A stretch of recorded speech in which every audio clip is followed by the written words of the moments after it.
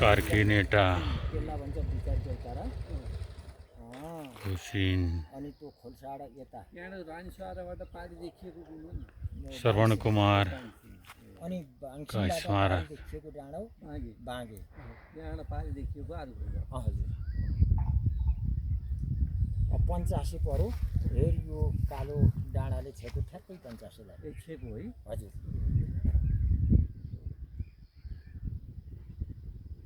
यो हामीहरूको 6 number ward पर्छ अहिले त अब एउटै वार्ड भयो 1 नम्बर होइन 6 नम्बर हजुर यो घर कता मेरो घर त हिजो हामी बसियो नि